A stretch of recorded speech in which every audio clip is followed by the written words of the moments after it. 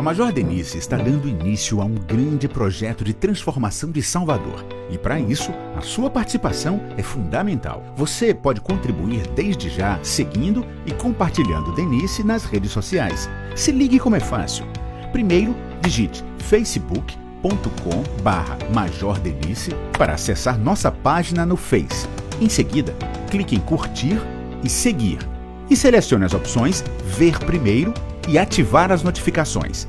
Assim, você será notificado sempre que a nossa pré-candidata publicar novos conteúdos. Mas também é importante fazer a nossa mensagem chegar ao maior número possível de pessoas. Clique nos 3 pontinhos ao lado do botão Compartilhar e convide seus amigos para também curtirem a página.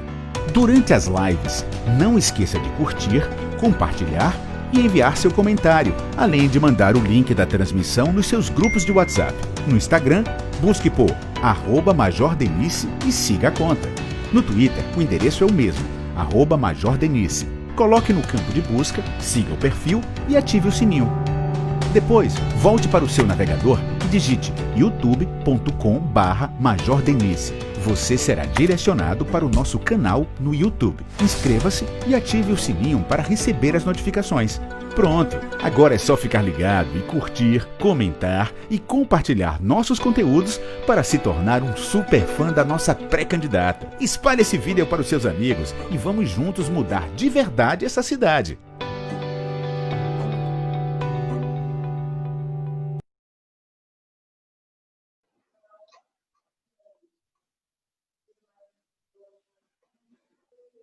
Olá, tudo bem com vocês?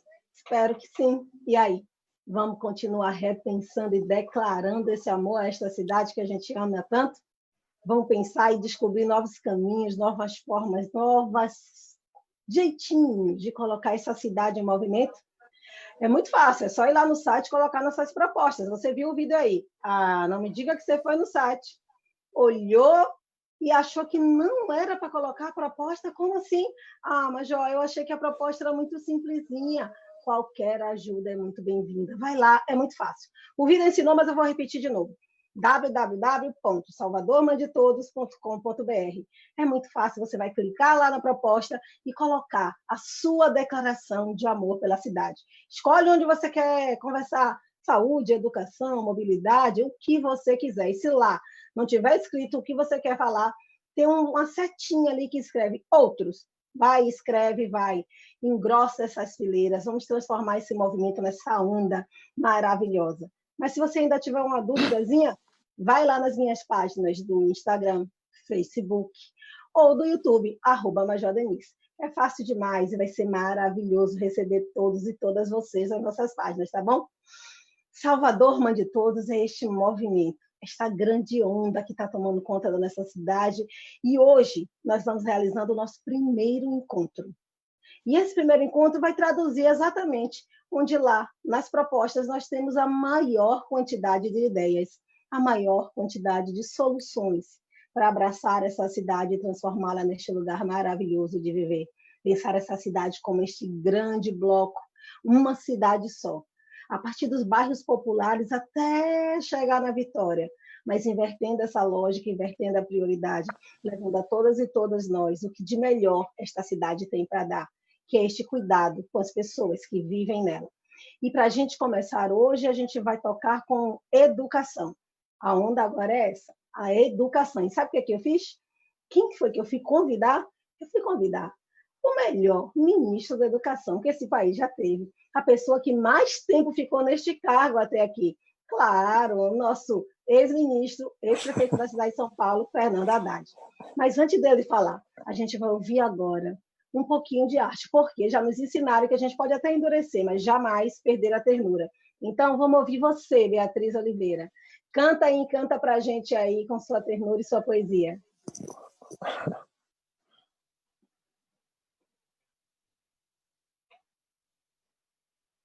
Beatriz está se adaptando às redes, vai soltar o microfone dela. O microfone dela, mas calma, Bia, a gente te espera, porque te ouvir é mais importante. Pronto, aí, Bia. Agora foi. Então vai lá, Bia, nos encante. Então, vamos lá. É um prazer, gente, estar aqui essa noite com vocês. E eu vou recitar uma poesia que foi escrita ontem, exatamente para esse momento. Pode ser? Vamos lá. Educação. Palavra que representa a revolução, munição, cultura entre os irmãos que estão lado a lado com os livros nas mãos. Imaginação. Imagino assim um futuro bem próximo, com orientação e dedicação de vários dos nossos para construir o nunca visto fora da prisão. Prisão de sentimentos, pensamentos, cujo vocês tentam nos tirar, desvalorizando o que é público e instituições privadas tentando protagonizar. Senhor presidente, desculpa o barulho, mas eu vim para incomodar. Suas quase ideias de educação são de envergonhar o nosso povo que é de luta. Conhecimento não é escambo, é direito constitucional. Coisa que você ainda não entende, né? Já que fugiu dos debates no Jornal Nacional. Não há diálogo, porém, se não há um profundo amor ao mundo e aos homens, disse Paulo Freire. E com a sua atitude você confirmou, já que só ama o que te convém, né, senhor? Afinal, você sabe o que é amor? Tradicionalismo não foi bom nem para a educação. Por que seria na hora de lidar com questões do coração? Em meio à pandemia, uma simples gripezinha fica difícil manter a mente no lugar. EAD só funciona para quem pode bancar para vestibular. Vocês continuam falando que é só seguir o que os livros nos dão, mas não dá. Princesa Isabel, defensora dos oprimidos, resultado do seu racismo apagando o que eu digo. Do que vale falar de educação se vocês não se importam com o nosso pão? Deixe-nos ser, deixe-nos ir, deixe-nos andar. Rir sem pensar em chorar. Nos dê condições de nosso futuro mudar. Mas se não abrirem as portas, vamos arrombar. Enfim, essa foi a poesia. Obrigada, Bia, que força, genialidade. Muito obrigada por tudo. E é assim que a gente faz educação, se inspirando também nessa juventude maravilhosa. Olha, vocês viram aí que Bia deu uma dificuldadezinha de bota áudio, tira áudio. A gente está reaprendendo. A pandemia fez a gente criar essa nova ferramenta de conversa, de diálogo, de construção. A gente está aprendendo a andar por esses becos, ruas, vielas do mundo digital. Então, hoje, por conta disso, nós vamos ter que elaborar as nossas perguntas, que vai ocorrer no final do nosso bate-papo aqui, através do bate-papo ou o americanizado chat aí desse seu sistema Zoom, tá bom? Não se preocupe, é muito fácil. Você vai clicar na tela do celular, lá embaixo, lado direito, vai aparecer 3 sinaizinhos ou a palavra mais. Clica ali e vão aparecer na sua tela a palavra bate-papo. Você clica no bate-papo, registra a sua pergunta, facinho, facinho. No final, a gente vai selecionar dessas perguntas, porque vocês sabem que é muita gente querendo falar com o nosso queridíssimo ex-ministro, e a gente não vai poder ficar aqui até amanhã de manhã. Até que eu queria, tá bom? Até que eu queria. Educação no nosso estado, na verdade, ela é uma pasta prioritária e vai atuando decisivamente em todos os períodos, ainda mais neste agora, da pandemia, que, como o Bia bem cantou aí, tem afastado essas meninas e meninos dessas escolas. À frente dessa nossa pasta, a gente tem o nosso secretário Jerônimo, que veio aqui hoje nos dar uma saudação. Seja bem-vindo, meu secretário, como vai o senhor? É sempre um prazer vê-lo. Saudade, Denise. A gente se encontrou um pouco ali antes da pandemia, mas a gente está se vendo sempre. Eu estou acompanhando constantemente o seu trabalho aí nas redes sociais. Parabéns. Um abraço, Haddad. A gente se viu em Feira de Santana com o Zé Neto há uns 15 dias atrás. Um abraço aí para o presidente Ed e para essas 3 colegas da educação, Beatriz, Luciana e Pati. Denise, que legal essa disposição sua para trazer temas tão importantes para a gente. A gente acompanhou no sábado retrasado o debate sobre a educação infantil com a professora Repúlio e o nosso governador Rui Costa. Um debate rico, aquela experiência das professoras de creche, um debate tão necessário. Às vezes, a sociedade e os meios de comunicação se esquecem desse debate em torno da educação infantil, da primeira escola para essa turminha pequena. E essa época de pandemia, com certeza, tantos estudantes, quanto os familiares, quanto nós, professores. Nós estamos muito desejosos de voltar para rever os estudantes, para se encontrar na hora do lanche, para fazer aquela conversa do sábado, do domingo, mas para aprender. Estamos prestes a voltar, não tenho dúvida disso. Mais cedo ou mais tarde a gente vai voltar e vai, sim, recompor os prejuízos que a pandemia nos trouxe para a educação. Estamos aqui, Denise, você bem sabe, o governo do Estado, o governador Rui Costa, autorizou e a gente, junto com a Assembleia Legislativa, nós conseguimos pagar um vale alimentação estudantil para quase 700 mil estudantes, um pouco mais. Já estamos agora, iniciamos a segunda parcela, mas não é só isso. Nós estamos preparando a escola com protocolo, com álcool em gel, com pias, com máscaras, preparando o protocolo, arrumando a sala para ventilação suficiente, mas na parte pedagógica também trabalhamos, junto com prefeituras, junto com secretários municipais de educação, com conselhos municipais, com as universidades, tentando arrumar, e com os professores, arrumar um protocolo de retorno. Nós já estamos praticamente no ano de 2022. Por quê? A gente vai repor e nós já entramos em janeiro, fevereiro, março, o que significa que a gente vai chegar já a utilizar um pedaço de 2022. Mas o importante é a gente, Denise, não desanimar, ser firme e, mais do que nunca, Haddad, a sociedade brasileira e planetária está sentindo a falta da escola, está sentindo a falta do professor. Pai e mãe não podem ser e não são professores. São educadores, mas não são professores. E essa missão valorosa, nós precisamos, sim, fazer um grande debate em torno do que a pandemia ajudou a gente a revelar e a entender ainda mais da importância da aprendizagem. Eu vou estar aqui também, Denise, acompanhando as falas dessas pessoas, colegas, e do nosso ex-ministro, professor Haddad. Estou aqui muito curioso, também mandarei as minhas questões para que vocês possam enriquecer ainda mais o debate. Muito obrigado, Denise. Um beijo grande, meu queridíssimo secretário. Manda mesmo suas questões aí, vocês também aí, hein? Já sabe. Clica lá no bate-papo, escreve e manda para a gente. Você também que está acompanhando a gente pelo @Denise, @MajorDenice, no Facebook, no Instagram, manda também as suas questões. É um percurso, secretário, você tem razão, é um percurso e a gente vai. E a gente vai começar esse percurso aí em grande estilo, né? Que eu já falei, que a gente trouxe um convidado maravilhoso para estar com a gente aqui. Eu não sei se ele conhece baianês, mas eu preciso falar num bom e claro baianês para ele agora. Primeiro, dizer que eu assisti o programa da Roda Viva, como sempre, excelente, maravilhoso, e que este programa pautou a imprensa soteropolitana. Já sabe que tu está revolucionando Salvador a partir de lá. Agora vou te perguntar no bom baianês, meu queridíssimo Haddad. Que baratinho foi aquele de dizer que eu não podia ser pré-candidata? Você sabe que um amigo meu, Denise... Bom, primeiro deixa eu cumprimentar todo mundo, cumprimentar a Bia, pela poesia e pela simpatia. Já rimei aqui poesia com simpatia para falar com você, que você é poeta, poetisa, né? Cumprimentar o Jerônimo, o secretário, cumprimentar o Éden, o presidente do PT do estado da Bahia. Te dar um abraço, um cheiro também, Major Denise. Você é maravilhosa, transborda alegria, uma coisa maravilhosa de ver. E vou estar junto com você nessa jornada, vamos estar lado a lado, se Deus quiser, com o governador Rui, com o ex-governador Jacques, atual senador.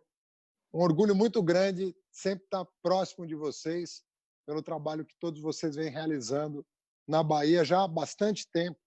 São 14 anos já de transformação para melhor. Porque, infelizmente, no Brasil, a gente tem que falar em transformação para melhor, porque tem gente que transforma o Brasil para pior. Então, graças a Deus, nós temos políticos que pensam no povo, que pensam na nossa gente, que pensam em quem mais precisa, e isso é essencial. Um amigo meu me ligou ontem e falou: Haddad, eu concordo com a tese, mas você tinha que fazer uma distinção Eu falei, qual distinção? Quando você é convidado para um governo, você tem razão. Por exemplo, o Moro teve que pedir demissão de ser juiz para ser ministro do Bolsonaro. O Bolsonaro premiou ele porque ele fez o que fez contra o Lula. O ministro lá do Bolsonaro, o Ramos, o general Ramos, não devia estar na ativa. Tinha que ter ido para a reserva para assumir o ministério. Mas quem é candidato não sabe se vai ganhar. Então tem que esperar ganhar para ir para a reserva. Eu falei, é verdade, porque eu estou acostumado a convidar pessoas, né, para trabalhar comigo, e aí quando você convida uma pessoa que é promotor de justiça, militar, a pessoa tem que sair da carreira para ocupar o cargo. Por exemplo, uma pessoa que é do Ministério Público quer ser ministro, pode, mas tem que sair da carreira. Um juiz quer ser ministro, pode, mas tem que sair da carreira. Um militar quer ser ministro, pode, mas tem que ir para a reserva. E aí, no caso de eleição, ganhou. Pode, mas daí tem que sair da carreira se ganhar. Então, os candidatos, as pessoas que vão se candidatar, quando ganhar a eleição para assumir, eu acho que tem que deixar a carreira de Estado. Porque nós não estamos falando de qualquer carreira, nós estamos falando de militar, nós estamos falando de promotor de justiça, de Ministério Público, estamos falando de Poder Judiciário, juiz, desembargador, ministro do STJ, ministro do Supremo.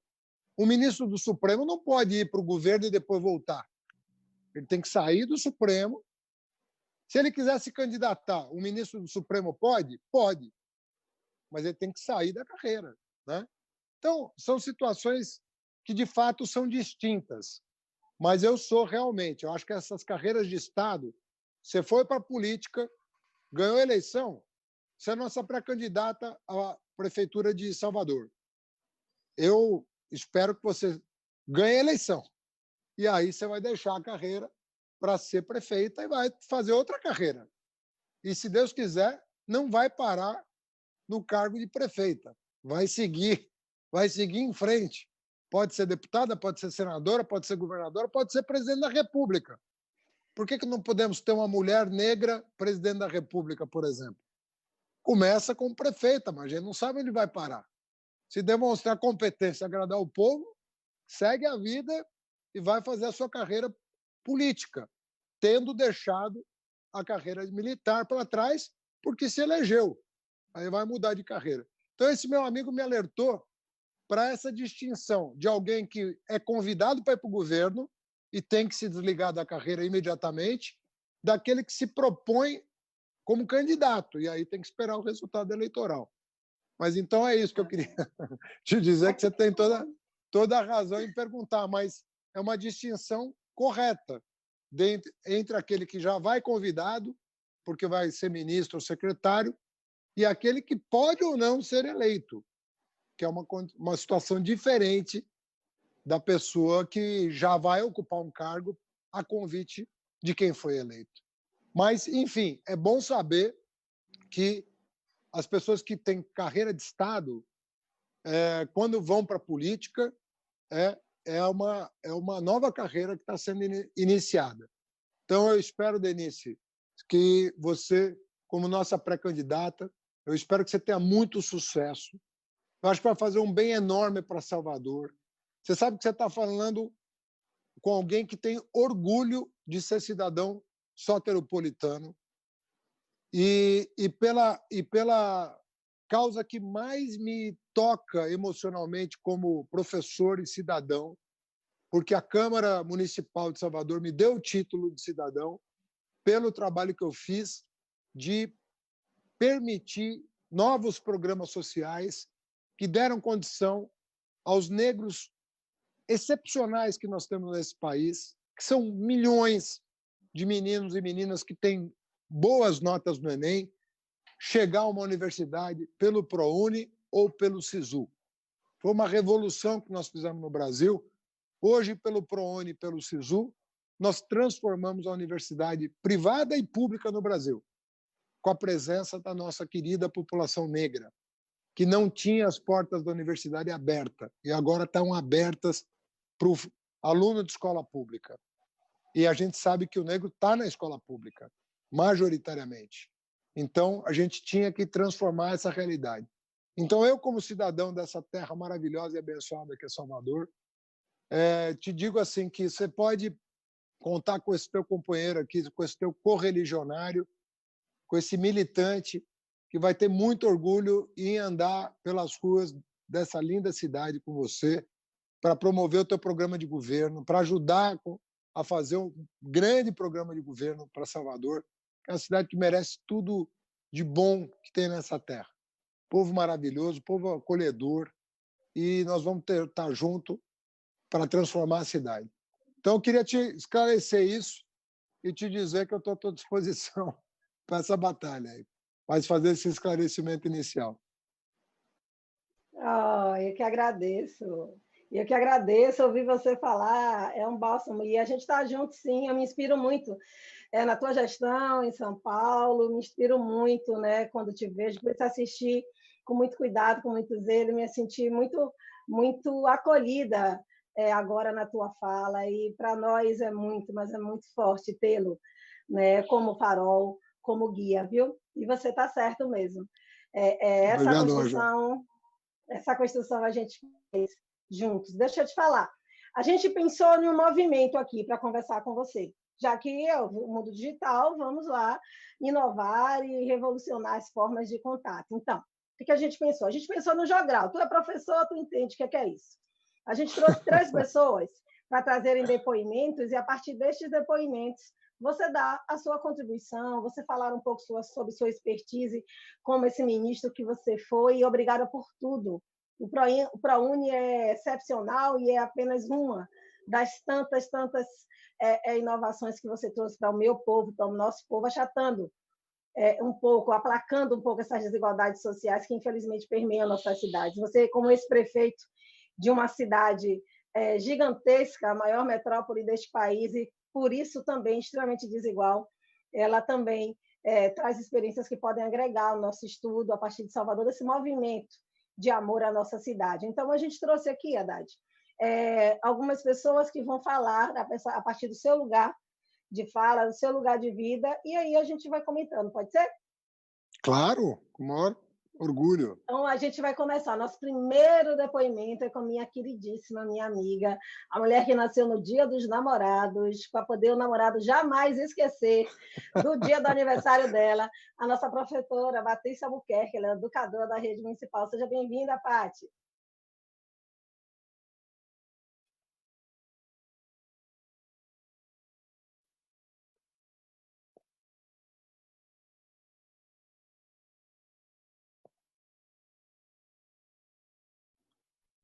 Oi, Pati.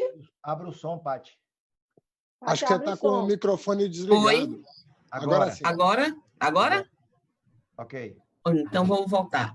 Boa noite, então, a todos e todas.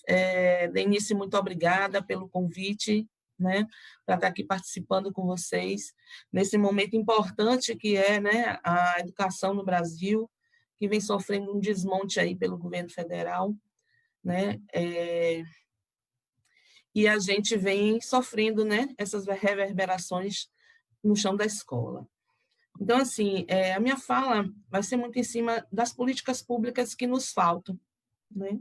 E a gente tem vivido momentos dentro da escola que a gente não tem um funcionário, né, ali, né? Temos poucos funcionários, a começar pelos ASGs, né? A falta de ADIs nas escolas de ensino infantil, nas creches, né? Que são pessoas fundamentais, né? Para se desenvolver um trabalho de qualidade, né? A gente vem sentindo que esses profissionais estão voltados para a educação, mas de uma forma que não tem muita, como se diz, ela não tem muita proporcionalidade, né? Então, assim, mais para frente, teve reda, né? Esse sistema é um sistema que eu acho um pouco mais democrático, mas também viabiliza aquele funcionário que já está há muito tempo na educação, porque ele não tem, né, a condição de estar pleiteando esses concursos, né, por conta da falta de estudo. E a gente também gostaria de oportunizar essas pessoas para que eles tivessem também uma vantagem, né, em cima disso.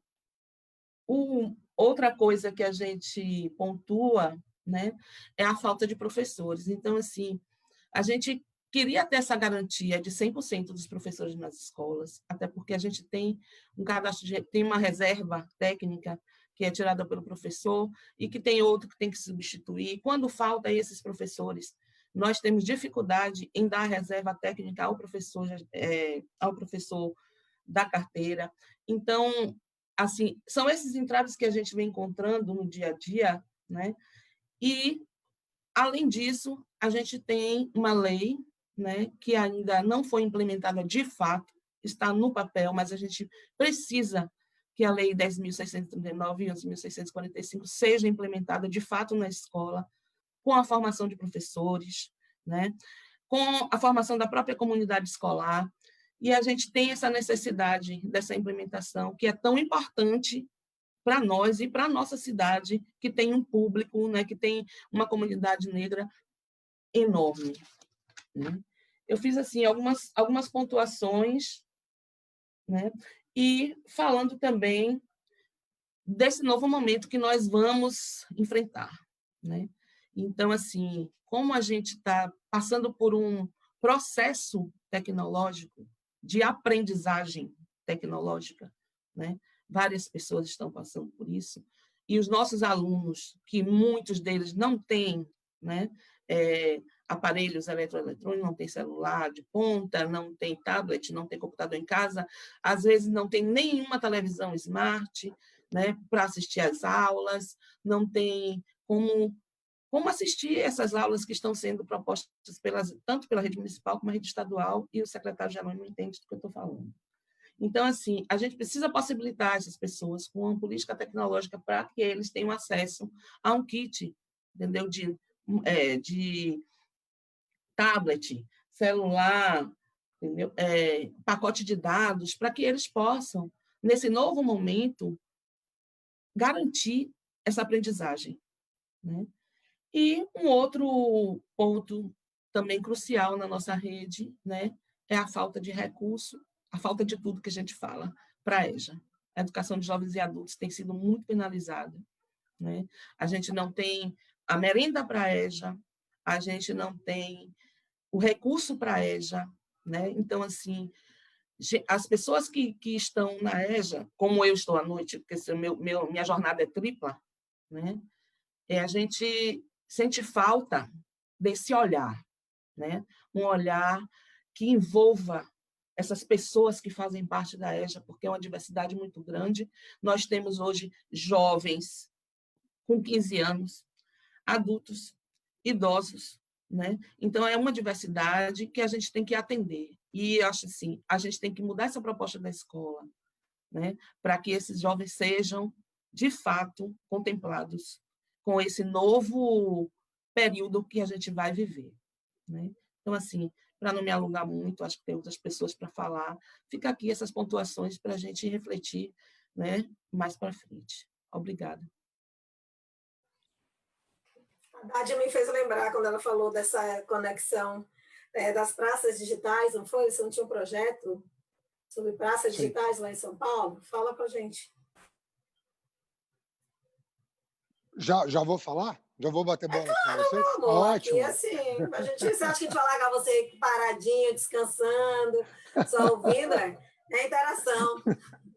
Não, deixa eu falar. Bom, as praças digitais, na verdade, a gente viu que muita gente da periferia, estou falando de um programa de 8 anos atrás, né? As praças digitais, a gente lançou 7, 8 anos atrás, quando eu tomei posse em 2013. O que a gente reparou? Que no fundão da cidade, né, nas periferias mais distantes, as pessoas não tinham conectividade. não tinham conectividade porque os pacotes das telefônicas eram caros para a renda daquelas pessoas e a conectividade era um luxo. A pessoa conseguia comprar, quando muito, um pacote muito barato. O que nós fizemos? Nós pegamos todos os bairros da cidade e colocamos uma praça Wi-Fi, com um sinal bem forte. Então, aquelas praças que ficavam abandonadas, às vezes, ou então mal frequentadas, sabe? Ou então inseguras para uma mulher passar sozinha, porque às vezes ficava com receio de uma pessoa ali de espreita, tal. Nós iluminamos com lâmpada LED, uma lâmpada bem forte. Aliás, eu vou te depois dizer disso. Você pode trocar todas as lâmpadas de Salvador por lâmpada LED sem custo nenhum.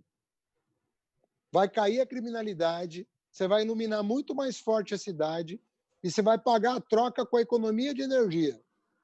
Vou te passar esse programa. Você vai fazer uma revolução na segurança pública e na urbanidade da cidade à noite, com esse programa que eu vou te passar. Mas essas praças receberam lâmpada LED todas porque as pessoas começaram a frequentar para pegar o sinal. Percebe? E aí começou a molecada toda, jovem, adulto, criança, a frequentar a praça para pegar o sinal, para baixar um vídeo do YouTube, para baixar uma aula, para baixar o que quisesse, entendeu? Troca de mensagem, para mandar um e-mail, para mandar um zap para alguém, e pronto, ficou um negócio muito simpático. Só que esse programa ele se tornou uma referência para a cidade, obviamente, mas ele já é insuficiente, porque passaram-se 7 anos. Então, hoje, o desafio dos prefeitos é ir muito além deles. Não basta que as praças estejam iluminadas com sinal de internet. É preciso que toda a cidade esteja iluminada com sinal da internet. Mas foi o começo, o germe de uma coisa que frutificou. Aí nós colocamos também no transporte público o Wi-Fi dentro dos ônibus da cidade de São Paulo, tanto o carregador de celular, né, a conexão com a bateria do ônibus, quanto o sinal de internet dentro do ônibus, e começamos a pensar formas de fazer chegar nas casas dos paulistanos, ou próximo das casas, um sinal amplo de internet. Porque não é só que as pessoas não têm o computador ou o smartphone, elas precisam do sinal depois. Você percebe? O Jerônimo está falando da falta de equipamento, mas depois e o sinal? Então você tem que cuidar de tudo. O prefeito cuida de tudo. Tem que olhar. Tudo é na conta do prefeito. Até o que não é da responsabilidade dele, é do governador ou do presidente, acaba caindo no colo do prefeito. E vocês vão ter um desafio enorme pela frente, que é um presidente que é oposição ao país. O presidente atual faz oposição ao país. Então, nós não temos um parceiro ali que vai ajudar os prefeitos e governadores a fazer um bom trabalho. Pelo contrário, uma pessoa que sabota, quando pode, o trabalho bem feito de alguns prefeitos e governadores. Então, é uma situação... Não vai ser simples, Denise, não vai ser simples governar Salvador com o Bolsonaro. Agora, você tem o Rui, no começo do teu governo, você tem um baita de um governador que vai te ajudar muito, um governador que é vitrine no país em várias áreas de gestão pública. Isso vai te dar um respaldo inicial importante, quer dizer, a parceria município de Salvador e Estado da Bahia, e, se Deus quiser, em 2022 o jogo muda, e aí você vai ter, quem sabe, um presidente para te ajudar também.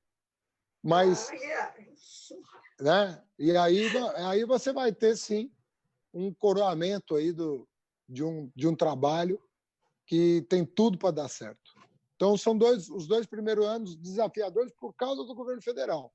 Mas você tem o respaldo do governo estadual, que é muita coisa, viu? Muito importante a parceria. E na região metropolitana, a gente fez muita parceria também, sabe? Então, contar também na região metropolitana com Do mesmo jeito que tem o consórcio do Nordeste, que o Rui preside, o Rui Costa preside, você pode ter um consórcio metropolitano que você presida para fazer parcerias. Na área da iluminação pública, por exemplo, é uma área que dá para fazer uma super parceria. Já imaginou você iluminar de LED toda a região metropolitana? Você vai ter um impacto em segurança pública extraordinário. Tem até estudos acadêmicos, já que eu posso te passar, mostrando o impacto na queda da criminalidade pela troca da iluminação. Parece tão simples, né? Uma coisa assim. E aí você fala, não, mas é modificador, é revolucionário assim, para a estrutura de atuação profissional. Você falou aí que não vai ser simples, a tarefa, mas eu vou te falar, se fosse simples eu nem queria. Eu gosto do desafio mesmo. Eu gosto do desafio, eu gosto do complicado. E você que é da área de segurança, eu vou te mandar o estudo acadêmico que mostra a queda da criminalidade, onde o prefeito atuou na iluminação pública, porque a iluminação pública é da prefeitura. É diferente da Polícia Militar e da Polícia Civil, que são estaduais. Então, é do prefeito. Então, é uma iniciativa. Aí você fala, pô, mas a lâmpada LED é muito cara. Só que você paga com a economia de energia elétrica que ela própria gera. Sim. Então, é um casamento perfeito. E na tua área, você vai entrar já na tua área arrebentando. Patrícia trouxe a questão aí das redes e entre os desafios que eu acredito que essa pandemia vai trazer para a gente, Haddad, está nesses profissionais também que atuam. Eu tenho um filho de 18 anos, né, que não sei se você sabe que é o menino mais lindo de Salvador, né, é uma opinião isenta, mas eu tenho um filho de 18 anos e eu vejo nele crescer a ansiedade, que todo esse processo que a pandemia tem trazido para a gente, mas eu penso também nesse professor, nesse profissional de educação, em toda a estrutura, né, de profissionais das escolas que hoje estão vivendo pontos estressores gravíssimos. E outra, quando estes alunos retornarem para a sala de aula, serão novos alunos, não serão mais os mesmos alunos. Nós vamos estar nos deparando com um quadro pós-pandemia de iniciar um ano letivo, a bem da verdade, com novos alunos e novos professores, porque estas pessoas também terão mudado, né? E eu fico imaginando o quanto nós vamos ter que construir de percurso, né? O quanto desafiador é nós pensarmos nesta saúde emocional, nesse desenvolvimento de inteligências múltiplas com inovação, como você trouxe aí, né? Essas inovações que, claro, se a gente for pensar em acesso digital a partir de casa, a escola pode tratar deste assunto como disciplina, porque ela pode levar a tarefa para casa. Não adianta eu ter uma escola que vai fomentar a inclusão digital se dentro da casa daquele aluno ele não terá o acesso para tal. Mas eu fico imaginando, a partir da fala da Patrícia, de como nós precisamos pensar essas políticas para que esses profissionais também estejam saudáveis na perspectiva social, biológica, clara e mental, não é isso? Agora, Denise, tanto o Jerônimo quanto a Paty tocaram num assunto muito importante. Nada substitui o professor. Não tem. No mundo inteiro, o professor é a figura-chave para a transformação da educação. Então, eu, ouvindo você falar de que nós não seremos os mesmos depois dessa pandemia, né? Você tem que ter uma conversa, porque vai coincidir, se Deus quiser, aí as coisas vão voltar. É que o governo federal está atrapalhando muito, né? Se a gente tivesse feito um isolamento bem feito, a gente estaria em segurança hoje. Nós estamos saindo do isolamento mal feito por causa do Bolsonaro numa situação ainda de risco. Então, eu sempre falo, trabalho mal feito, você aprendeu com a tua avó, aprender com a minha. Quando você faz mal feito, você faz 2 vezes, né? E é o que o Bolsonaro é a demonstração dessa tese. Tudo que ele faz é mal feito. Então, a gente corre o risco de ter que fazer 2 vezes, porque ele faz mal feito. E é engraçado que ele queria ajudar os grandes empresários. Acabou prejudicando os grandes empresários, porque agora a insegurança é geral, inclusive para quem tem dinheiro. Ele queria ajudar os ricos, está prejudicando também os ricos, mas mais os pobres, mas também os ricos. Está todo mundo prejudicado.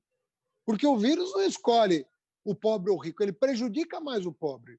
Porque o pobre mora mais gente numa casa, mora num bairro menos estruturado, então, se ele sai de casa, ele cruza.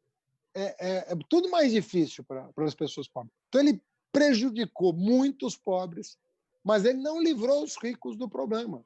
Não livrou, que era o que ele queria.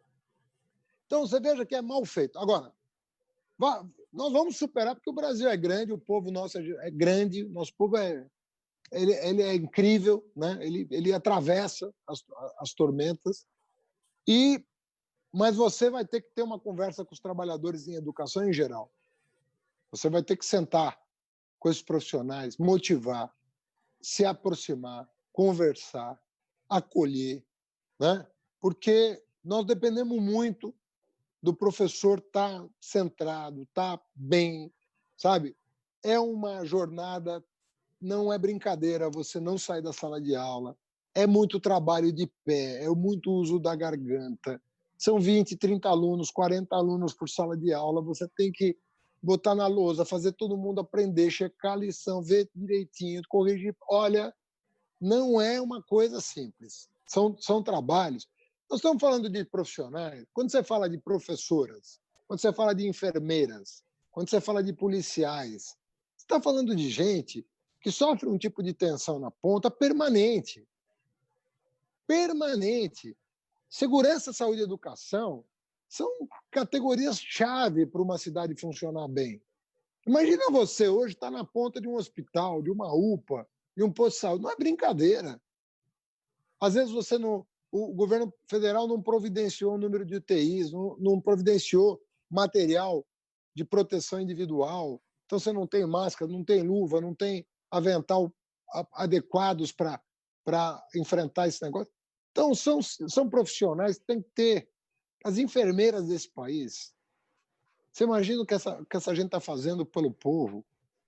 Então, nós temos que ter muito...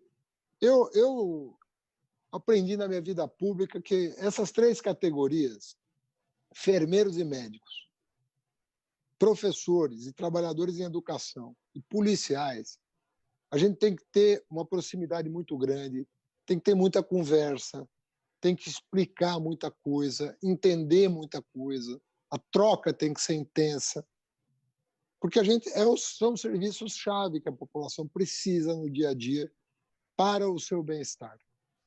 E se esse profissional não tiver, se ele não sentir da parte do líder, que é o Poder Executivo, que é a prefeita, se ele não sentiu que ele está respaldado para fazer um bom trabalho, né? Se ele se sentir desprestigiado, o cidadão vai perceber. Pelo contrário, se o Poder Executivo está ali próximo, dando as diretrizes corretas, né? Impedindo que tenha cidadão de primeira e de segunda classe, todo mundo seja tratado igual, né? Porque não pode ter cidadão de primeira e de segunda classe no nosso país, né? O policial tem que entender isso, o médico tem que entender isso, o professor tem que entender isso. Todo mundo é cidadão. E a melhor coisa do mundo é ser cidadão, é ter os seus direitos, é ter o seu respeito e é colaborar com a sua comunidade em contrapartida.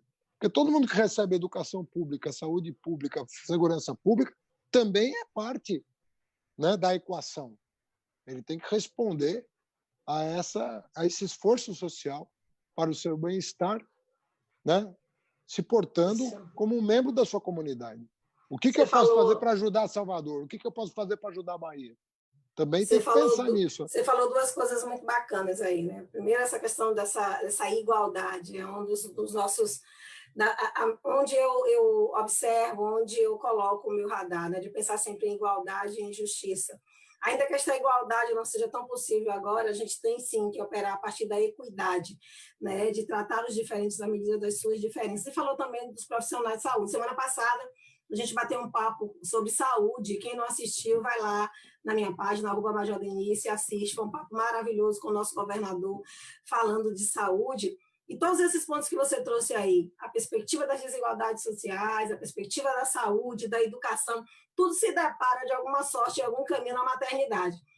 E na nossa juventude, de como tudo isso está ligado à nossa juventude. A gente tem mais 2 depoimentos que eu vou colocar em sequência, a gente vai ouvir agora a Luciana Galvão e depois a Eduarda. A Luciana Galvão é mãe, como eu tenho certeza, né, Luciana, que seu filho ou filha, não sei, também deve ser a criança mais linda de Salvador, porque nós mães somos assim. Pode tirar o microfone aí, pode tirar o mudo do microfone para falar com a gente. Porque nós mães somos assim. A Luciana vai trazer essa experiência dela de mãe e também de coordenadora de uma creche. Seja bem-vinda, Luciana. Obrigada, boa noite a todos. Queria saudar a todos e todas, né? Gratidão à Major, né, por estar aqui. Como mãe, né?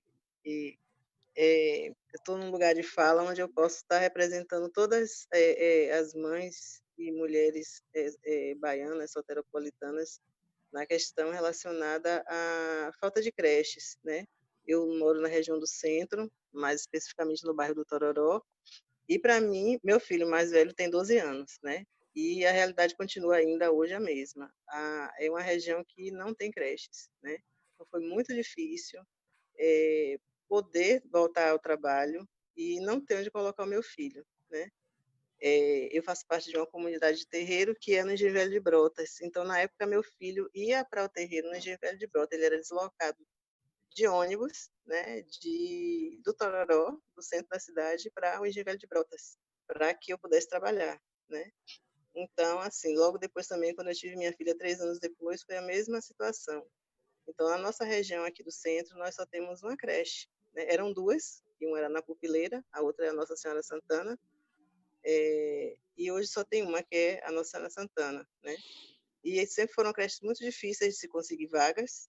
Depois veio a questão do sorteio, né, de vagas pela prefeitura, e talvez tenha ficado um pouco mais democrático, não sei dizer ou não, porque eu já não aproveitei nenhuma dessas oportunidades, né?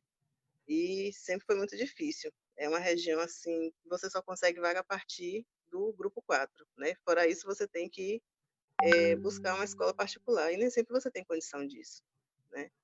Então, é muito complicado. Isso eu estou fazendo uma fala como mãe e cidadã. Como coordenadora de creche, vem a questão de documentação, né, de todo um percurso que as creches comunitárias têm que percorrer, tem que ser feito para registrar essa creche, para que ela possa começar a funcionar, né? Sabemos que essa situação vai ser mais difícil, vai ficar dificultada após a questão da pandemia, né? Porque vão ter que ser seguidos protocolos, né? E muitas delas não vão ter como trabalhar, como fazer isso, por questões de espaço, principalmente. A maioria das creches são muito pequenas, são em espaços que começam na própria casa, às vezes, da pessoa que funda a creche, né, que se torna uma associação. Então, são espaços que vão ter que receber crianças em menor número, né? Então, é uma questão a se pensar, Major, com muito carinho, com muito cuidado, entendeu? Essa questão do quantitativo de creches, principalmente na região do centro, né? E da questão da burocracia em relação às creches e de que forma essas creches poderão ser apoiadas, né, pela prefeitura após pandemia, porque, como eu estou dizendo, são espaços pequenos, então as turmas terão que ser divididas. A maioria das creches, ela oferece o serviço de educação integral, porque as mães precisam trabalhar, né? Então, um serviço de educação de meio período não é interessante. Essa criança vai ficar onde, com quem? Então, tudo isso precisa ser pensado, né? Precisa ser bem discutido para que as creches não sejam penalizadas. Tá certo? Muito obrigada. E como é o nome? É teu filho? Eu vi que tem um menino de 12. Tem um menino de 12, João Pedro, são 2, é um casal, e uma menina de 9, Maria Luísa. Beijo, Maria João Luísa, Pedro. Beijo, Maria Luísa. Ambos de escola municipal, estão em escola municipal, e assim, é gratificante poder, eu vim do FIES, né? Meu FIES foi total, eu sempre primei por poder fazer meus estágios em escolas municipais, para trabalhar com as crianças de comunidade, né? Para trabalhar com a educação pública, e minha bandeira é da escola comunitária, né? Eu trabalho com creches, trabalho com ONGs, então assim, a bandeira que eu levanto é da educação da escola comunitária, que é uma forte parceira da rede municipal. Isso, Luciana, eu também acredito que creche ela é muito mais transversal, ela não está pensando apenas na educação da criança, está pensando também na autonomia dessa mulher, desse cuidador, seja lá quem for. Eduarda, meu amor, você já está aí? Você já pode falar que ela caiu? Já vi que ela já voltou, já te segurou. Está aí, Eduarda? Tô sim. Pronto. A gente não pode ver seus olhos? Peraí. Ah, Eduarda, uma menina linda dessa! Seja bem-vinda, Eduarda. Boa noite a todos, saúde à mesa, a senhora candidata Denise Santiago, o senhor Haddad. Eu estou um pouco nervosa, eu estou muito emocionada. É um prazer estar aqui dividindo com vocês o meu pensamento sobre o que a minha escola, Rede Municipal Padre Norberto, está precisando, não só com a minha escola, como outras escolas também, que as escolas municipais elas são super organizadas, mas sempre falta alguma necessidade, como as mesas, cadeiras novas, livros para os professores. Às vezes faltam alguns professores e alguns deles não tem como pôr outro no lugar. E fica muito difícil. E uma coisa que está faltando muito é uma estrutura de oportunidades às jovens e adolescentes que engravidam cedo. Isso é muito difícil para elas.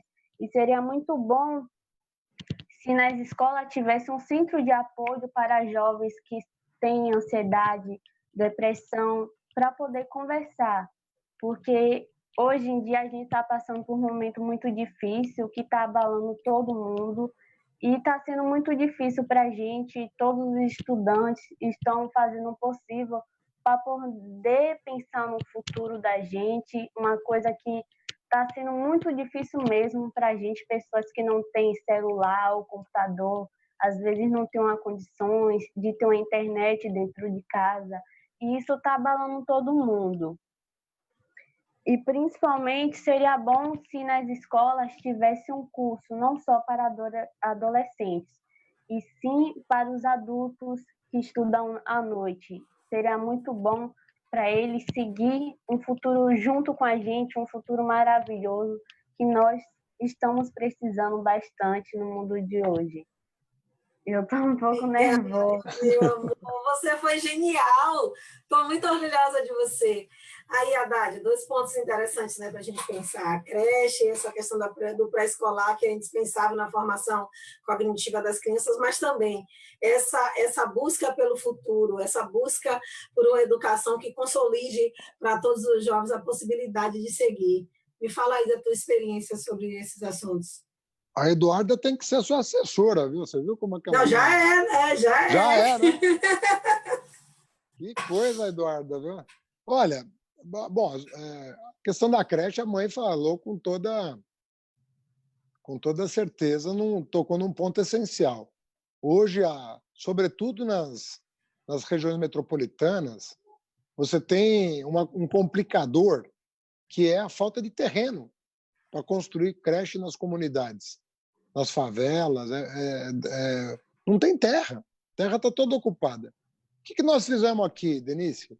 A gente conveniou muito. A gente chamava um parceiro, pedia para o parceiro alugar um imóvel vazio. Vai ter muita coisa vazia, infelizmente, no país. Alugava uma coisa, fazia uma adaptação na forma que a lei mandava, com todo o protocolo para atendimento de criança. Aí a pessoa, depois de tudo pronto, alugava para a prefeitura para a gente fazer uma creche. Mas depois de todo o prédio adaptado para as crianças de 0 a 3 anos, que é o que é a creche. 4 e 5 já é pré-escola. Então, muitas vezes a gente pedia para fazer uma reforma, às vezes levava 1 ano a reforma, de tão degradado que estava o imóvel, mas valia a pena.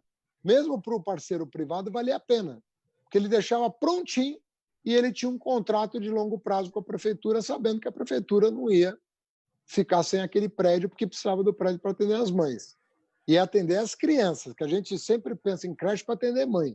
Uma creche é bom para criança. Quando a creche é boa, é muito bom para o desenvolvimento da criança você oferecer uma creche. Aqui em São Paulo, nós abrimos 100 mil vagas em 4 anos. São Paulo é tudo a escala aqui, uma loucura. Mas nós conseguimos abrir 100 mil vagas de educação infantil, entre 0 a 5 anos.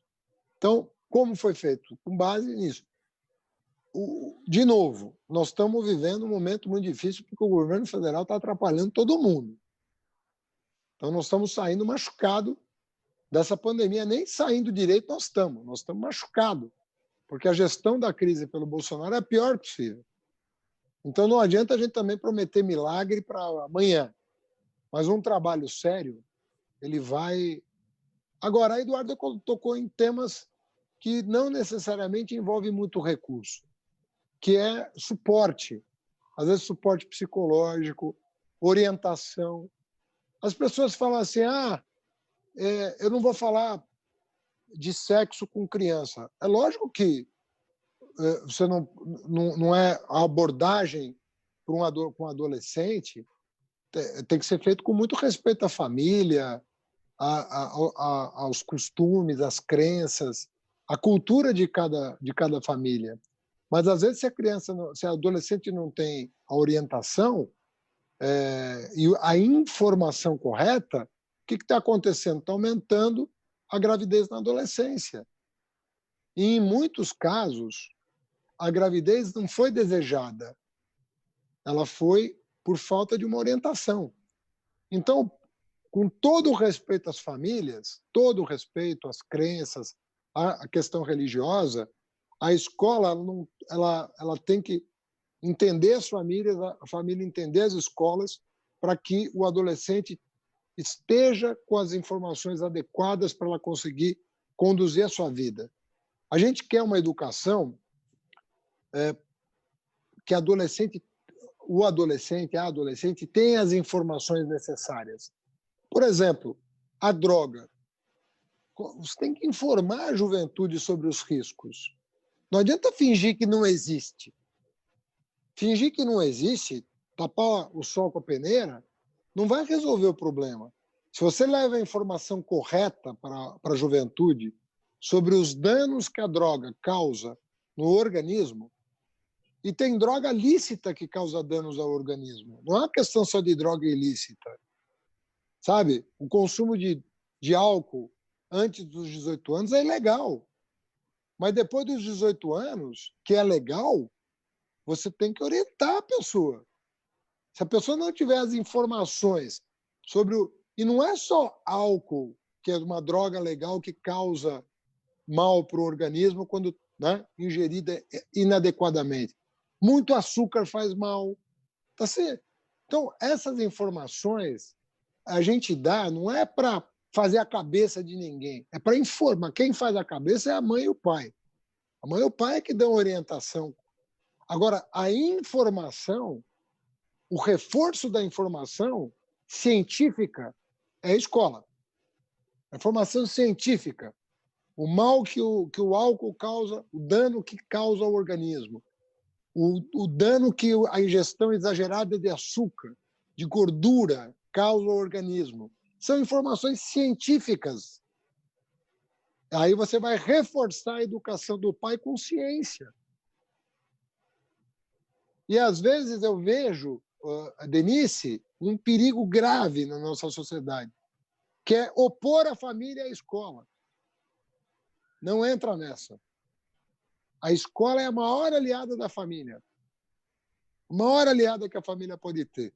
Se ela der informação de qualidade, formação de qualidade. Se a gente levar a ciência para a juventude, vai reforçar a educação que ele recebe em casa. Porque a ciência vai dizer o quê? A ciência vai dizer que a droga é boa? Se a gente sabe qual é o efeito da droga sobre o organismo, quer dizer, a ciência vai falar a verdade. A ciência vai falar que a gravidez na adolescência, a gravidez não planejada na adolescência é boa.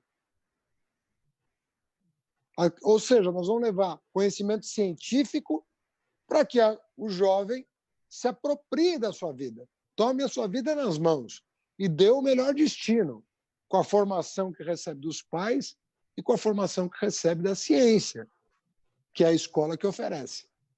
Perfeito. Então, a Eduarda tem toda a razão em estar preocupada com isso. é papel da escola, sim, ajudar as famílias com informação científica. A ciência Perfeito. é amiga da educação, que vem de casa.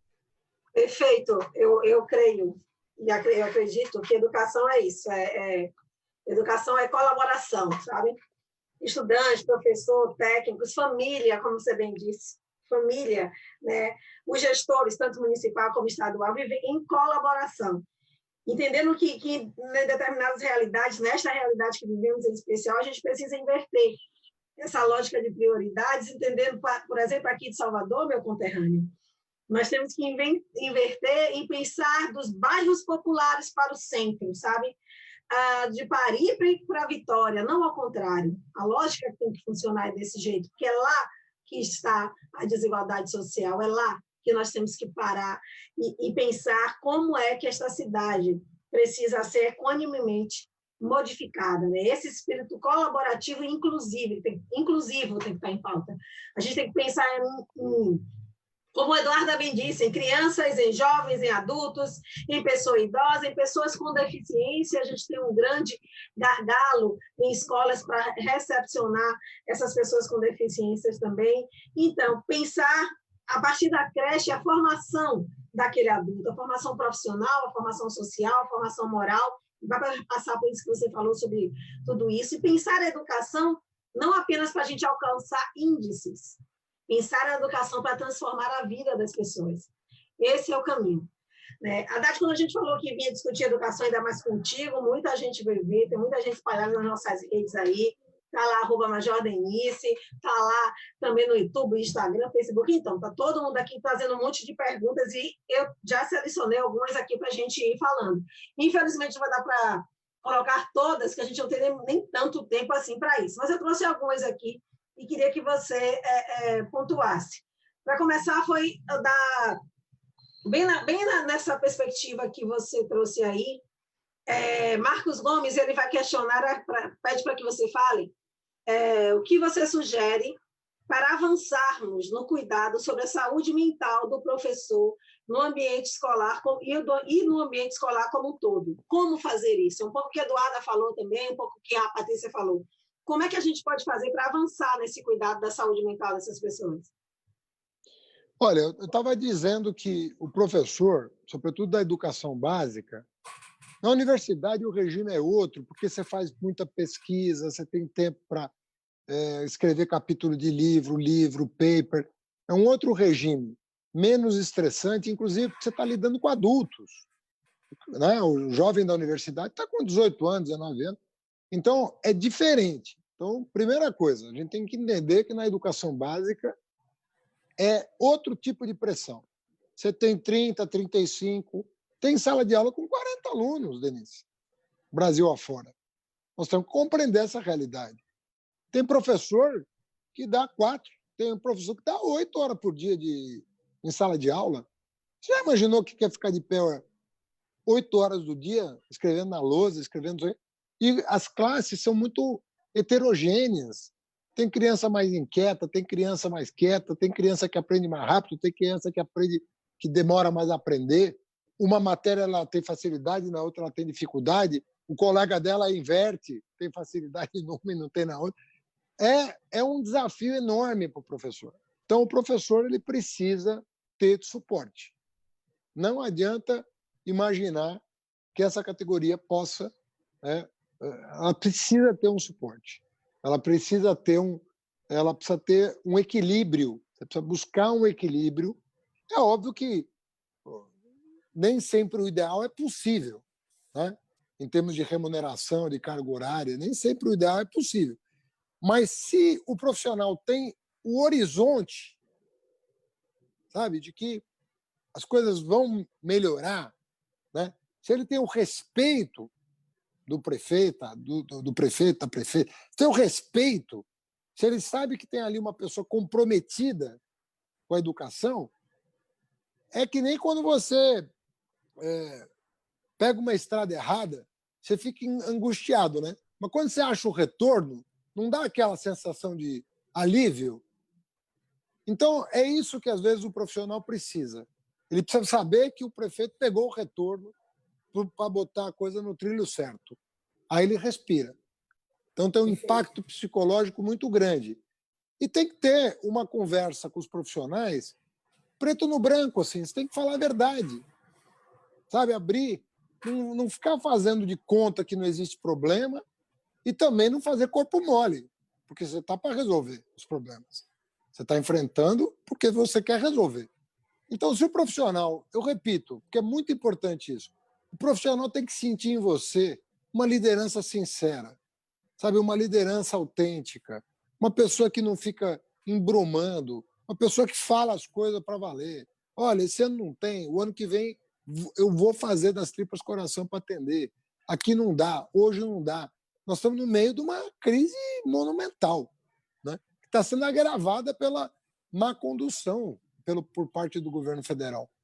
Então, é conversar e os profissionais sabem o que fazer. Assim, os profissionais de saúde sabem, tem síndrome de burnout, tem uma série de coisas que são típicas do exercício profissional, do magistério, que são conhecidas, né? E os profissionais de saúde sabem disso tudo. Eles sabem conduzir o processo. Sabe? Eles têm a dimensão do que é a vida de uma professora e de quais os cuidados precisam ser tomados para melhorar a qualidade do seu trabalho e o seu bem-estar, né? E isso impacta aprendizado. Sabe? Um profissional com gás ali, com respaldo, ele impacta, ele devolve em dobro para a sociedade. Agora, nada que, sabe, um diálogo permanente e sincero não resolva. As dificuldades são medonhas, não vamos aqui, né, aliviar o quadro, porque o quadro não permite, a situação é muito grave, né? De novo, nós temos o pior gestor de crise que nós podemos ter na presidência da República, não é pouca coisa. A disputa é entre ele e o Trump, quem é o pior no mundo. Não se sabe ainda quem é o pior, mas sabe que é um dos dois. E isso é muito grave, né? Muito grave. Você ainda colocou como gestor, Haddad. Eu acho que é fomentador. Fomentador de crise. A gente tem uma pergunta aqui que com toda essa crise aí do governo federal, eu acho interessante a gente discutir. A professora Zilda Maria, ela está perguntando qual a importância do Fundeb como financiamento para a educação. 200% a importância. Não é 100%, é 200%. Olha, gente, o Lula fez uma coisa extraordinária. O Lula pegou o custo aluno, quanto investia por aluno no Nordeste. Vou repetir porque é muito importante quem está nos ouvindo. Quanto que era o investimento por aluno no Nordeste? E percebeu que ele chegava a ser 1/3 do investimento no Sul e no Sudeste. Como é que esse aluno vai aprender, gente? Porque inteligente todo mundo é. Todo mundo é inteligente, todo mundo é capaz de aprender. Mas para um você dá 10, para outro você dá 3. Isso aqui é o mesmo aprendizado? Se desse para fazer com 3, o outro não estava pagando 10. O que o Lula fez? Criou o Fundeb, injeção na veia do Nordeste, na veia da educação do Nordeste. Está mudando a realidade do Nordeste. Então, o Fundeb, sem Fundeb não tem piso nacional do magistério. Como é que você vai pagar o piso nacional do magistério sem Fundeb? Sem os 15 bilhões por ano que a União põe no fundo. Não tem piso nacional do magistério. E nós temos poucos meses, nós temos 5 meses para aprovar. Porque ele tinha 14 anos. O Lula projetou 14 anos para frente. Então ele agora precisa ser votado. Venceu os 14 anos. Eu era um ministro lá quando aprovamos em 2006. Para 14 anos. Chegou 2020. E o governo federal nem fala do assunto, nem toca no assunto. Por isso que nós estamos fazendo uma campanha nacional junto ao Congresso Nacional, porque nós não dependemos do Bolsonaro para aprovar o Fundeb. Nós não dependemos dele. Porque a emenda constitucional não vai para a mesa do presidente para sancionar. Ele não tem poder de veto. Então, nós estamos numa mobilização nacional para aprovar o Fundeb, apesar do Bolsonaro. E ele não vai impedir. Como ele não impediu os estudantes de irem para a rua ano passado, pedir a liberação do orçamento das universidades federais que estavam quebrando. Foram 1 milhão de alunos, de estudantes universitários para a rua. Eu participei de várias manifestações de rua. E nós conseguimos 100% da liberação do orçamento do MEC, apesar do ministro, que não queria liberar. E acabou caindo ele. E a educação ainda está de pé, apesar dos esforços do governo para derrubar a educação. Mas a educação vai ficar de pé. Vai sim, porque é o único caminho, não é um caminho, não. É o único caminho. Aproveita aí, compartilha aí nas tuas redes, vai lá, clica, compartilha para todo mundo ouvir isso que o nosso Fernando Haddad falou. O Fundeb é de todos nós, não só para a educação, não. É para os profissionais da educação, é para os pais, é para as mães, para esses estudantes, é para o futuro desse país, para o futuro dessa linda Eduarda, para o futuro de Beatriz, mas é também para o meu futuro, porque é lógico que quando a gente vê nossos filhos crescerem, amparados, a gente fica muito mais feliz. A professora Ana Célia fez uma pergunta aqui, como a formação dos professores pode ajudar na reeducação do corpo docente para superar o racismo e a intolerância religiosa no ambiente escolar, cita a implementação da Lei 10.639 como um caminho. Pede para você falar o que você pensa sobre isso, e também o DJ Branco, ele pede para falar sobre a valorização da cultura da periferia, sabe? Desse respeito à identidade da periferia, daquela cultura que está ali posta em movimento no processo educacional. Excelentes perguntas, Denise. Alegria responder cada uma delas. Em primeiro lugar, nós aprovamos a Lei 10.639. Por que ela é importante? História da África. Simplesmente porque 52% dos brasileiros são afrodescendentes. Não estou falando... Se fosse 5, já seria importante, mas são 50.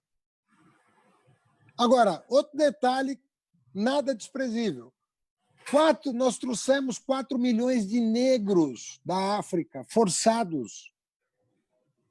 Submetemos esse povo, trazido, forçado para cá, à escravidão, por 350 anos.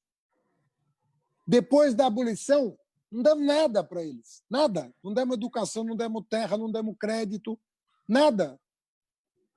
Tipo assim, você tá livre agora, mas faço o quê com a minha liberdade? Tem uma escola? Não.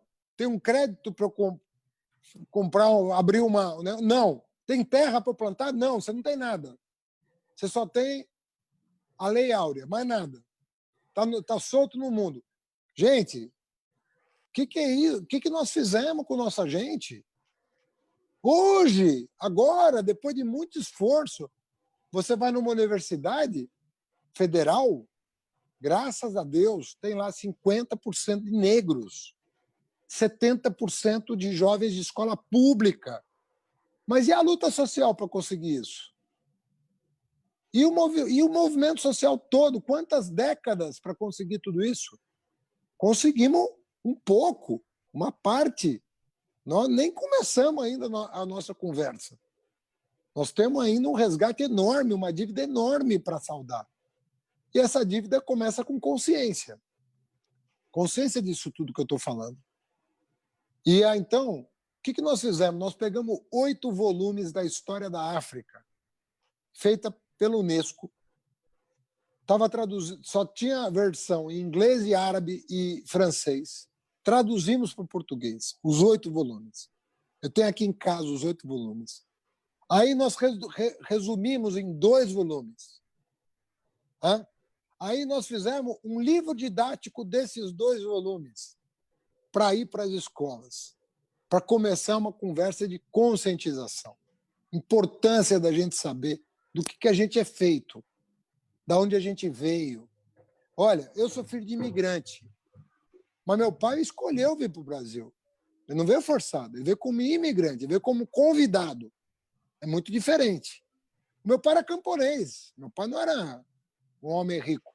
Ele saiu do campo e veio para o interior de São Paulo, uma cidade de 10 mil habitantes, para vender armarinho, para fazer um dinheirinho, para mudar para São Paulo, 5 anos depois, que juntou um dinheirinho.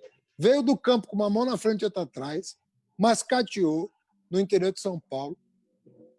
Então, esse homem que não pisou na escola, meu pai, tem um filho doutor. É assim que você faz uma nação. Quando a gente falava o filho do pedreiro tem que ser doutor, é por isso a gente quer, numa geração, mudar a cabeça e mudar o futuro das pessoas, do país e das pessoas. É possível. O filho do analfabeto... Meu pai não pisou na escola e eu fui ministro da Educação. Isso é possível com cada um de nós. Se os nossos pais não tiveram oportunidade, não é verdade que nós não podemos ter, que os nossos filhos não possam ter. É possível transformar a vida de uma pessoa numa geração. Você dá outra perspectiva. Então, a questão da história da África, da consciência, da questão do combate ao racismo, isso é fundamental. Nós somos uma comunidade aqui, não tem ninguém melhor que ninguém. Não tem ninguém melhor que ninguém. Uma das grandes coisas que a religião cristã pode dizer para todos nós, mas vale para todas as religiões, é assim, não tem ninguém melhor. Então, quando às vezes eu vejo uma pessoa que é evangélica, ela pode ter preconceito contra o negro? Qual o sentido disso? Ou um negro pode ter preconceito contra uma pessoa evangélica? Qual é o sentido disso? A gente não tem liberdade religiosa no país? Cada um não escolhe a sua crença? Você escolhe a cor da tua pele quando você nasce? Você nasceu. Então, são coisas que a gente precisa compreender. Isso não pode nos dividir.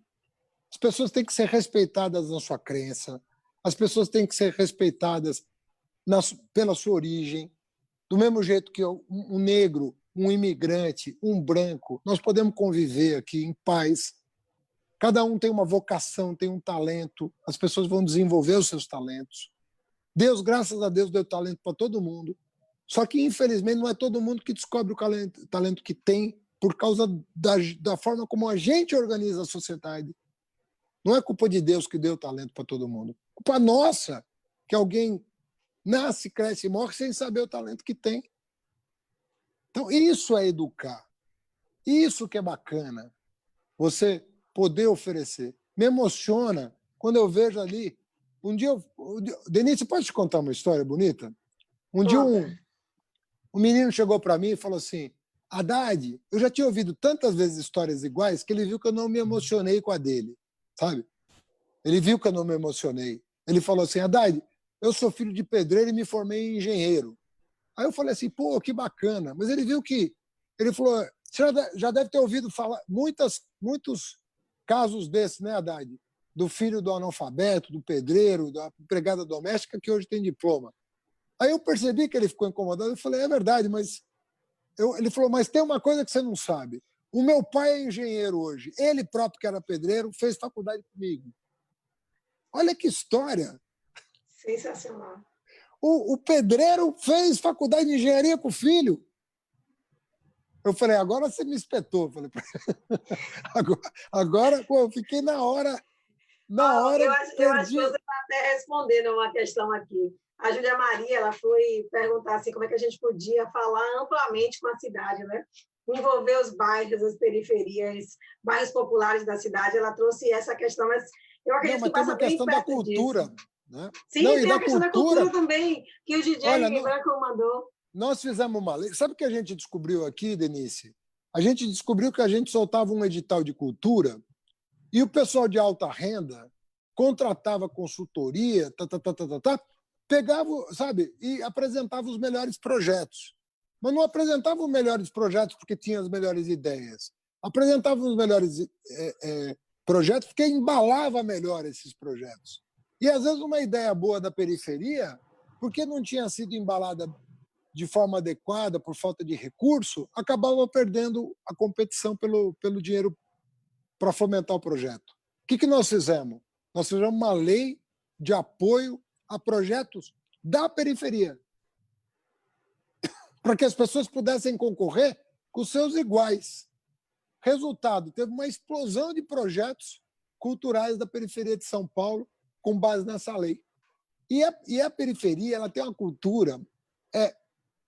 É muito incrível isso, porque, às vezes, a adversidade econômica gera uma cultura de outro tipo, entendeu? Às vezes, muito mais de vanguarda, muitas vezes. Então, não tem essa de que a cultura branca, a cultura negra, você tem de tudo no Brasil, entende? Você tem de tudo.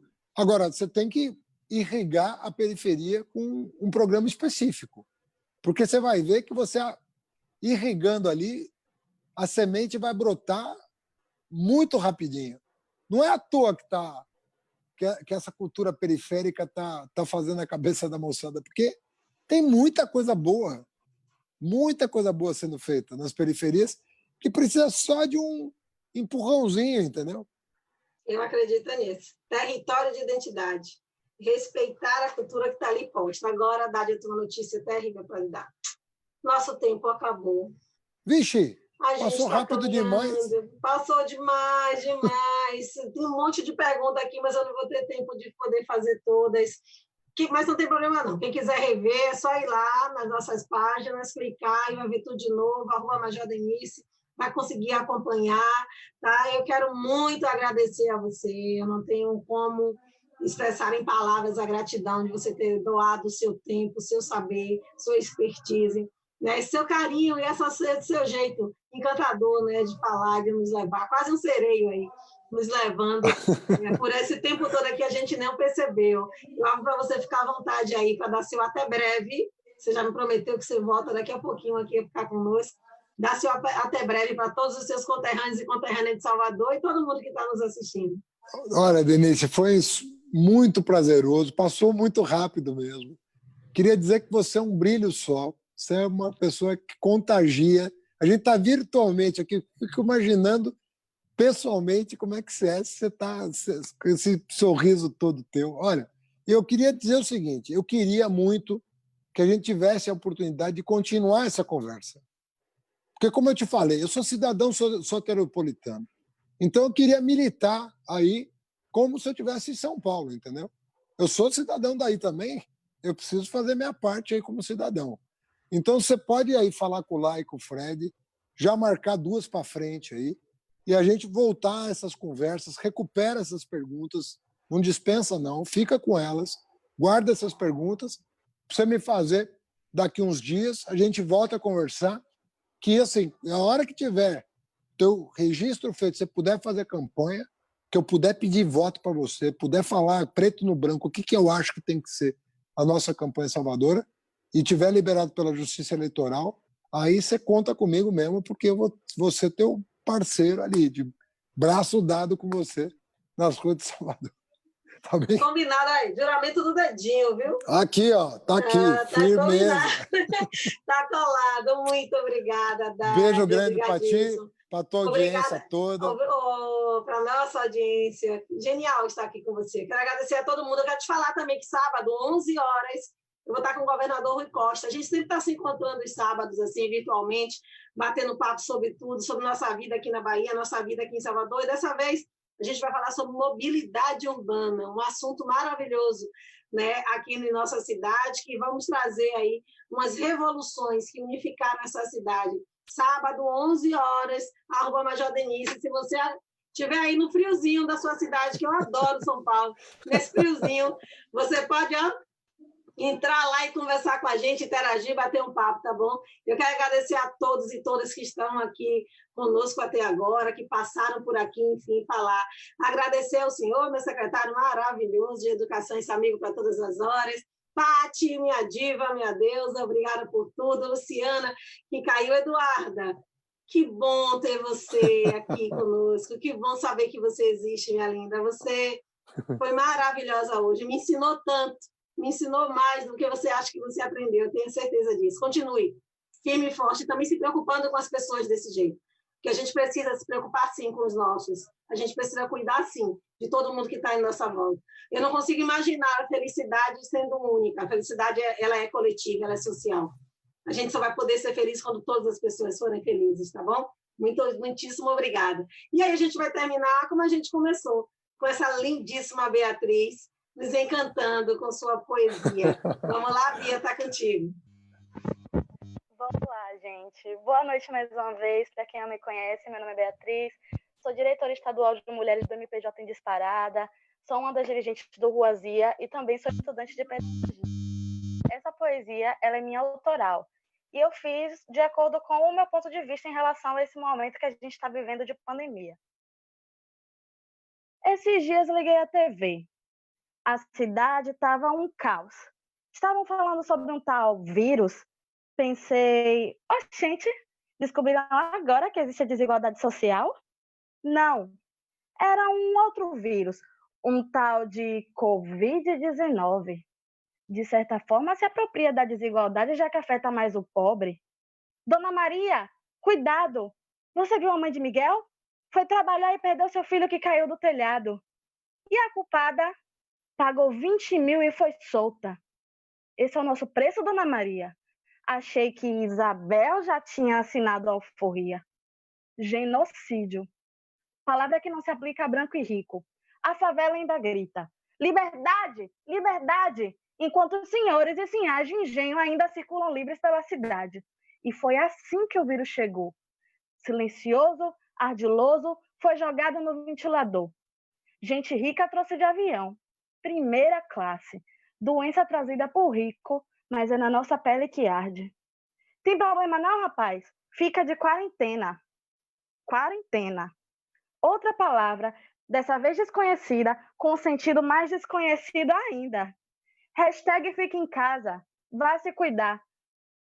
Como se cuidar? Tendo bocas para alimentar. Quarentena para quem?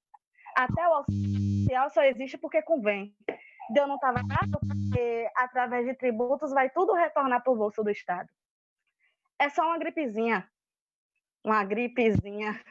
Poxa, seu moço, me desculpe se eu não tenho histórico de atleta. Tenho histórico de trabalhadora. É só relembrar dos meus ancestrais que trabalharam em suas lavouras. Século XXI, carregado de cicatrizes do 16º. Enquanto houver supremacia branca, ainda haverá tentativa de extermínio do nosso povo preto. Mas não vamos nos calar. Sempre em busca de revolução e resposta. E quanto mais vocês tentarem nos calar, faremos vocês engolirem que vidas negras importam. É isso. Gratidão. Obrigada a todo mundo aqui. É uma gata, tá linda. Maravilha. Beijo, Bia, querida.